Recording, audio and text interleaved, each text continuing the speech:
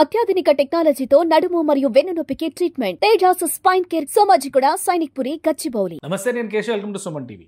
America అధ్యక్షుడు Donald Trump అన్ని వ్యాపారాలని ఉతికి ఆరేశారు. ఫైనల్గా ఇప్పుడు సినిమా రంగం మీద కూడా పడ్డారు. ఫారిన్ సినిమాలు వస్తే 100% ట్యాక్స్ అని చెప్పని ఒక కఠిన నిర్ణయం తీసుకున్నారు. సో పాన్ ఇండియా పోయి వరల్డ్ వైడ్ రిలీజుల దాకా వెళ్ళిన ఇండియన్ ఫిల్మ్ ఇండస్ట్రీ పరిస్థితి ఏ విధంగా ఉండబోతుంది, బిజినెస్ పైన దీని ఎఫెక్ట్ ఎలా ఉంటుంది, ఈ అంశాలపైన విశ్లేషణ చూద్దాం. ఐఐఎంలో చదువుకుని అలానే doctor Laggani Srinivas garu, industry expert, market and business effects ఏ విధంగా జరిగేటువంటి అవకాశం ఉంటుంది ఈ కొత్త నిర్ణయాలతో మనతో విశ్లేషించడానికి రెడీగా ఉన్నారు. శ్రీనివాస్ గారు నమస్తే. నమస్కారం అండి. మీకు సుమన్ టీవీ ప్రేక్షకులందరికీ good afternoon and thank you very much for this opportunity. Sir, ఇప్పుడు ఓవరాల్గా బిజినెస్లు అంటే ప్రొడక్టివ్ బేసిస్, అంటే ప్రొడక్ట్ బేసిస్లో ఉండేటువంటి వ్యాపారాలంతా ఒక దృక్పథం ఉంటుంది. ఎంటర్టైన్మెంట్ ఇండస్ట్రీ అంతా డిఫరెంట్ లైన్. ఇప్పుడు దీన్ని కూడా ఒకే ఘాటను కట్టేయాలని అమెరికా ప్రభుత్వం నిర్ణయించింది. 100% ట్యాక్సేషన్ అంటే మన సినిమాలకి ఏమైనా ఎఫెక్ట్ ఉంటుందా? బిజినెస్ ఏమైనా ఇబ్బంది పడే పరిస్థితి ఉంటుందా? యాక్చువల్గా అంటే మనం చూస్తున్నాం కదా, లాస్ట్ 3 months నుంచి చూస్తే ట్రంప్ ఒక విధమైనటువంటి బ్లాక్ మెయిలింగ్ కాన్సెప్ట్ చేస్తున్నారు ఇండియా మీద. ఎందుకంటే ఇండియా ఎకానమీ గ్రో అవుతుంది అండ్ ఇండియా ఎకనామికల్ గా గ్రో అవుతుంది అండ్ వీఆర్ ప్రాబబ్లీ నెక్స్ట్ ఒక 10-15 years లో we'll also become a super power country అవుతున్నాం. అయితే అన్నిట్లు చూస్తే ట్రంప్ కి తర్వాత కొన్ని పాశ్చాత్య దేశాలకి ఇండియాని ఏదో ఒక విధంగా కొంతవరకు దాన్ని కట్టడి చేయాలన్నటువంటి క్లియర్ ఎజెండా ఉన్నట్టు కనపడుతుంది మనకి ఓవరాల్ గా. అయితే ఇప్పుడు ఈ పర్టికులర్ గా సినిమా టారిఫ్స్ ని మనం చూసినట్టయితే కన్నా ఇది అంత ఈజీ అయినటువంటి డెసిషన్ కాదు. ఎందుకంటే ఇప్పుడు సినిమాని మనం ఎట్లా చూస్తామో, మనం ఇప్పుడు ఒక ఫిజికల్ అసెట్ గా చూడలేము కదా. సినిమా అనేది ఎట్లా ఒక డిజిటల్ మోడ్ లో ఉంటది. సో ఇంతకు ముందు దాన్ని డిజిటల్ మోడ్ లో లేదా ఒక ఇంటలెక్చువల్ ప్రాపర్టీగా చూసేవాడు. అంటే ఒక ఏమంటారు దాని మేధా సంపత్తి లాగా చూస్తారు. అయితే అమెరికా ఇప్పుడు చేస్తున్నటువంటి ముఖ్యమైనటువంటి స్ట్రాటజీ ఏంటంటే, అమెరికాలో ట్రంప్ ఎన్నికల హామీల్లో భాగంగా we will make America great అన్నాడు. అమెరికా గ్రేట్ అన్నాడు. సో దానికి ముఖ్యంగా చేయాల్సింది ఆయన ఏంటంటే, అక్కడ అమెరికా గ్రేట్ చేయాలంటే కూడా అన్ని దేశాల్లో ఉన్నటువంటి మ్యానుఫ్యాక్చరింగ్ దగ్గర నుంచి అన్ని రంగాలని అక్కడికి షిఫ్ట్ చేయాలని చెప్పి ఆయన గొప్ప తెలివితేటలుగా లేకపోతే గొప్పగా సంకల్పంతో పనిచేస్తున్నట్టు పైకి కనబడుతుంది. కానీ అదంతా ఈజీ కాదు. ఎందుకంటే మనం చూస్తే అమెరికాలో యాక్చువల్ గా వర్కింగ్ మ్యాన్ పవర్ అనేది చాలా తక్కువ ఉంటుంది. అమెరికా అనేది ఒక ఇమిగ్రేషన్ కంట్రీ. అది ఇమిగ్రేషన్ అంతా వచ్చి అక్కడ ఉంటేనే అక్కడ కంట్రీ నడుస్తుంది. అంటే ఇమిగ్రెంట్స్ మీద కంట్రీ నడుస్తుంది. అట్లాంటి దాంట్లో ఆయన ఇట్లాంటి అంటే ఫన్నీ డిసిషన్ తీసుకోవడం వల్ల డెఫినెట్ గా ఇంప్లిమెంటేషన్స్ లో చాలా ప్రాబ్లం ఉంటుంది. ఇప్పుడు ఈ మూవీ ఇండస్ట్రీ మీద తీసుకుంది కూడా అది ఈజీ కాదండి ఇంప్లిమెంట్ చేయడం. ఎందుకంటే దీంట్లో చాలా లాట్ ఆఫ్ అంబిగ్యూటీ ఉంది. ఇప్పుడు ఒక మూవీ చూస్తే మీరు హాలీవుడ్ తీసుకోండి, ఈవెన్ హాలీవుడ్ ఇండస్ట్రీలో కూడా మొత్తం మూవీని హాలీవుడ్ లో తీయరు కదా.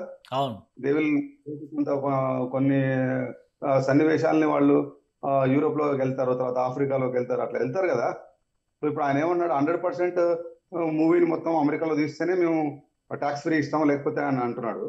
సో అది దాని మీద చాలా అంబిగ్యూటీ ఉంది. అది అంత ఆషామాషి అయినటువంటి విషయం అయితే కాదు. ఎందుకంటే అంటే ఒకవేళ అమెరికాలో ఉన్నటువంటి టెక్నీషియన్స్ కి, సినిమా టెక్నీషియన్స్ కి ఆపర్చునిటీస్ వచ్చే అవకాశం ఉంటుందా? ఎందుకంటే సినిమాలు అక్కడే తీయాలన్నారు కాబట్టి ఎంత పర్సెంటేజ్ ఉండొచ్చు? ఇప్పుడు ఇంగ్లీష్ మూవీస్ అంటే యూరోప్ నుంచి కూడా ప్రొడ్యూస్ అయ్యాయి చాలా ఉంటాయి, ఓన్లీ అమెరికన్ మూవీస్ మాత్రమే కాదు.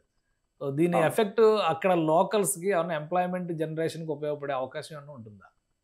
అంటే the whole objective of Trump strategy అదండి. అంటే not only in movie field, even అన్ని రంగాల్లో కూడా అక్కడ లోకల్ ఎంప్లాయ్మెంట్ జనరేట్ చేయాలి అని చెప్పి ఆయన ఉద్దేశంతో పనిచేస్తున్నట్టు కనబడుతుంది క్లియర్. అంటే అదే కదా, that is what is saying. ఇప్పుడు ఐటీ ఇండస్ట్రీలో కూడా సేమ్ అదే స్ట్రాటజీ చేస్తున్నాడు. అక్కడ మీరు H1Bs ని తగ్గిస్తాను, H1B కావాలంటే $1 lakh అంటున్నాడు. అని దాన్ని అక్కడ నుంచి తెచ్చుకునే బదులు ఇక్కడ లోకల్లో ఉన్నటువంటి పీపుల్ ని ట్రైన్ చేసి మాకు ఇక్కడ ఎంప్లాయ్మెంట్ క్రియేట్ చేయండి అంటున్నాడు. అయితే ఓవరాల్ గా చూస్తే ఇక్కడ ఇప్పుడు ఫిలిం ఇండస్ట్రీ తర్వాత టూరిజం ఇండస్ట్రీ అనేవి చాలా ఎలైడ్ ఎంప్లాయ్మెంట్ క్రియేట్ చేస్తాయి. వాస్తవంగా మీరు అన్నట్టు ఒక ఫిలిం ఇండస్ట్రీ ఒక ప్రదేశంలో ఉంటే, ఇప్పుడు హాలీవుడ్ లో తీసుకోండి, నటులు కాకుండా కూడా తర్వాత మొత్తం యూనిట్ ఉంటుంది కదా, యూనిట్ లో ఉన్నటువంటి డిఫరెంట్ టెక్నీషియన్స్ వాళ్ళు ఎవరైతే ఉంటారో చాలా పెద్ద డిపార్ట్మెంట్స్ ఉంటాయి వాటికి. సో వాటన్నిటికీ యాక్చువల్గా వన్ థింగ్ ఏంటంటే, మన ఇప్పుడు ఇండియన్ మూవీస్ కూడా కొంతవరకు అమెరికన్ టెక్నాలజీని యూజ్ చేస్తున్నారు. అంటే ఇప్పుడు మల్టీమీడియా లాంటివి ఉంటాయి చూసారా, అంటే మనం మిక్స్ చేస్తాం కదా, మనం కొన్ని గ్రాఫిక్స్ ఒకప్పుడు ప్యూర్ గా మనము we are dependent on foreign technology companies మీద డిపెండ్ అయ్యేవాళ్ళం. అయితే ఇప్పుడు మన దగ్గర కూడా అట్లాంటి కంపెనీస్ ఎస్టాబ్లిష్ అయ్యాయి. మన దగ్గర కూడా టెక్నాలజీ చాలా అంటే అడ్వాన్స్ స్టేజ్ లో ఉన్నాము. అసలు యాక్చువల్గా మూవీ ఇండస్ట్రీ నా ఉద్దేశంలో అయితే నెక్స్ట్ ఫ్యూ ఇయర్స్ లో ఈ ఏఐ వల్ల కూడా కొంత రెవల్యూషన్ వస్తుందని అనుకుంటున్నాను. ఎందుకంటే ఆర్టిఫిషియల్ ఇంటెలిజెన్స్ యూజ్ చేసి కానీ అసలు ఇప్పుడు ఏ రెవల్యూషన్ వచ్చి సినిమా మొత్తం ఓన్ గా ఎక్కడికక్కడ ఒక రూమ్ లో కూర్చొని ఒక సిస్టమ్ లో తయారు చేసే వ్యవస్థలు వస్తే ఇప్పుడు ఈయన 100% టాక్సేషన్ అంటే ఏమైనా ఉపయోగం ఉంటుందా అమెరికాకి? అందుకే చెప్తున్నా, అంటే ఇది ఒక అసాధ్యమైనటువంటి పని, చాలా అంబిగ్యూటీ ఉంది, ఎట్లా చేస్తా చేయలేం కదా. ఇప్పుడు ఇప్పుడు ట్రంప్ ఉద్దేశం ఏంటంటే ఒకటే ఒక ఉద్దేశం. ఇప్పుడు ఓవరాల్ గా ప్రపంచం మొత్తం చూస్తే ఏ గవర్నమెంట్ అయినా కానీ రెవెన్యూ జనరేషన్ మోడల్లోకి వెళ్తుంది. అంటే ఒకప్పుడు ప్రభుత్వాలు వ్యాపారాలు చేసేవి కావు, అంటే ఓన్లీ పరిపాలనలో ఉండేవి. కానీ ఇప్పుడు ప్రభుత్వాలన్నీ కూడా ప్రపంచం మొత్తం ఇదే దూరంలోకి వెళ్తుంది కదా. ఏంటంటే వాళ్ళు ఆదాయాన్ని ఎట్లా సమకూర్చుకోవాలి, ఆ ఆదాయాన్ని సమకూర్చుకొని ప్రజలకు ఎట్లా ఫ్రీబీస్ ఇవ్వాలి, తర్వాత వనరులను ఎట్లా పెంచాలనే ఉద్దేశంతో పాటు లోకల్ ఎంప్లాయ్మెంట్ అనేది కూడా ఒక పెద్ద అంశం. ఇప్పుడు ప్రపంచం మొత్తం ఇదే లోకలైజేషన్ కి. నేను ఎప్పుడు చెప్తుంటాను, 1990లో మనం అంతా గ్లోబలైజేషన్ మీద ప్రైడ్ గా మాట్లాడుకున్నాము, కానీ ఇప్పుడు మాత్రం ప్రపంచం మొత్తం లోకలైజేషన్ టువర్డ్ మూవ్ అవుతుందని చెప్తుంటాను. సో ఇక్కడ కూడా అంతే, అంటే ఈ wanted to give lot of priority to the local people కి, లోకల్ ఎంప్లాయ్మెంట్ కోసం. కానీ ఇది చాలా క్లిష్టమైన, అంటే అంత ఈజీ అయింది కాదు. అంటే బిజినెస్ పరంగా ప్రాబ్లమ్స్ ఉన్నప్పటికీ కూడా ఈ మధ్య కాలంలో మనం ఆస్కార్ రేస్ లో ఇండియన్ సినిమా, ముఖ్యంగా తెలుగు సినిమాలు కావచ్చు, తమిళ సినిమాలు కావచ్చు, ఇవి కూడా రైజ్ అవుతున్నాయి అక్కడ దాకా. ఈ నిర్ణయం వలన ఆస్కార్ లెవెల్ సినిమాలని ప్రభావితం చేసే ఛాన్స్ ఏమైనా ఉంటుందంటారా? అంటే ఇప్పుడు దాని మీద డెఫినెట్ గా వాళ్ళకి లోకల్ మార్కెట్ లో కూడా ఇంపాక్ట్ ఉంటుందండి. అక్కడ తెలుగు మూవీ థియేటర్స్ నడిపించే వాళ్ళు ఎవరైతే ఉంటారో మోస్ట్లీ అక్కడ, అంటే కొంతవరకు మన ఇండియన్స్ ఓన్ చేసినప్పటికి కూడా అది లోకల్ బిజినెస్ మార్కెట్. ఇప్పుడు అక్కడ మేజర్ గా చూస్తే మనం యుఎస్ లో మనకి బాలీవుడ్ మూవీస్ తో పాటు తర్వాత తెలుగు, కన్నడ, తమిళ్ మూవీస్ చాలా ఎక్కువగా ఉంటాయి అక్కడ. అక్కడ ఇప్పుడు ఆ టికెట్ కి ఎంత మామూలుగా $50-25 అట్లా ఛార్జ్ చేస్తుంటారు అక్కడ. అయితే ఇప్పుడు ఒకవేళ నిజంగా ఆయన 100% ఇక్కడ ఫిల్మ్ తీయకపోతే గాన అక్కడ దాని మీద ట్యాక్స్ పెట్టాలి అంటే అది ఆ రేట్లు డెఫినెట్ గా వర్కౌట్ కావు. అంటే మళ్ళీ దాని మీద ఎట్లా చేస్తారు? ఇప్పుడు సగం మూవీ తీస్తే అక్కడ, కొంత మూవీ తీస్తే దాని మీద ట్యాక్స్ ఉండదా? ఇలాంటివన్నీ అంబిగ్యూటీ ఉంది. అంటే దీని మీద స్పెసిఫిక్ ఎగ్జిక్యూటివ్ ఆర్డర్ తీసుకురావాలి. ఎగ్జిక్యూటివ్ ఆర్డర్ తీసుకొచ్చినంత మాత్రాన అయ్యేది అటువంటి విషయం కూడా కాదు. ఎందుకంటే మళ్ళీ అక్కడ ఉన్నటువంటి బిజినెస్ పీపుల్ కానీ, అక్కడ ఉన్నటువంటి లోకల్ స్టేట్ గవర్నమెంట్స్ కూడా దాని మీద కోర్టుకి వెళ్ళేటువంటి అవకాశం కూడా ఉంటుంది అనమాట. సో ఇదంతా, అంటే although he was trying to threaten, ఇప్పుడు మొత్తం కూడా ఈ అంశం మొత్తం కూడా యాక్చువల్ గా మనం ఇంకొకటి గుర్తుంచుకోవాల్సింది ఏంటంటే, ఈ బైలేటరల్ ట్రేడ్ టాక్స్ అనేవి నడుస్తున్నాయి మన గవర్నమెంట్ కి అమెరికాకి.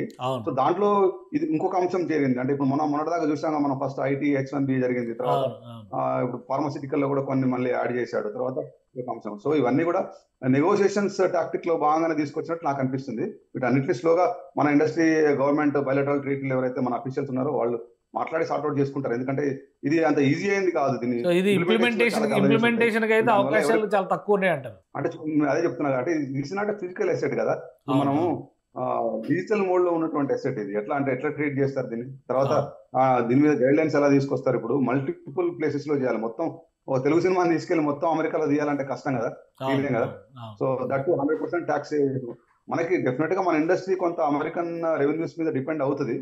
కానీ జస్ట్ ఆ రెవెన్యూస్ సేవ్ చేసుకోవడం కోసం మనం మనోళ్ళు వెళ్ళి అమెరికాలో తీయాలి అంటే, మన ప్రీ రిలీజ్ ఈవెంట్లకి వరల్డ్ ప్రీమియర్ పేరుతో అమెరికా, కెనడాలో రిలీజ్ చేసే థియేటర్లో అక్కడ కూడా నంబర్ ఆఫ్ స్క్రీన్స్ పెంచేసి చేస్తున్నారు కదా ఓవర్సీస్ రిలీజెస్. సో వాటిపైన ఏమన్నా ప్రభావం ఉంటుందా? ప్రొడక్షన్ తక్కువ అయినా కానీ, ప్రొడక్షన్ చేయడం కష్టమైనా కానీ ఈ రిలీజుల పైన ఏమైనా ప్రభావం చూపిస్తుందా? అంటే ఇప్పుడు ఇప్పుడు ఆ గైడ్ లైన్స్ లో మనకు పెడతారా? మరి ఒకవేళ నువ్వు ఎక్కడ చేసినా కానీ ప్రీ రిలీజ్ ఇక్కడ పెట్టి కొంత పార్ట్ ఇక్కడ చేసుకుంటా అంటే మనకు అది ఈజీ కదా. జస్ట్ ప్రీ రిలీజ్ పెట్టుకొని ఆ ట్యాక్స్ ఎగ్జామ్షన్ చేయొచ్చు. అదే దీని మీద గైడ్ లైన్స్ ఇంకా రావాల్సినటువంటి అవసరం ఉంది, అంటే టూ ఎర్లీ. నాకు అనిపించింది అంటే ఇది ఒక అంశాన్ని బైలేటరల్ ట్రేడ్ టాక్స్ లో పెట్టి ఆ నెగోషియేషన్స్ కి దీన్ని కూడా యూజ్ చేసుకుందాం అన్నటువంటి అంశం. ఎందుకంటే బాలీవుడ్ మ్యూజిక్ అనేది ఇప్పుడు వరల్డ్ లో ఫేమస్ అయింది. ఒకప్పుడు హాలీవుడ్ మూవీస్ అంటే చాలా ఫేమస్ ఉండేవి. ఇప్పుడు బాలీవుడ్ అనేది చాలా ఈక్వల్ స్టేజ్కి వెళ్ళింది మనది, అంటే across world, not only in US. So మనం ఏవైతే ఫేమస్ ఉన్నాయో దాని అన్నిటి మీద ఒక చెక్ పాయింట్ పెట్టాలన్నటువంటి ఉద్దేశంతో ఆయన ట్రంప్ పనిచేస్తున్నట్టు కనబడుతుంది. రైట్ సార్, థ్యాంక్ యూ విశ్లేషణ. I don't think it is going to be happen. Thank you. ఇది వరల్డ్ వైడ్గా సినిమాల పైన చూపించేటువంటి ప్రభావం, ముఖ్యంగా అమెరికాలో ప్రొడక్షన్ చేసేటువంటి సినిమాలకే ఎగ్జామ్షన్స్ ఇస్తారంటే కనుక సాధ్యమయ్యే పరిస్థితి లేదు అని చెప్పని లగ్గాన్ శ్రీనివాస్ గారు అనలైజ్ చేస్తున్నారు.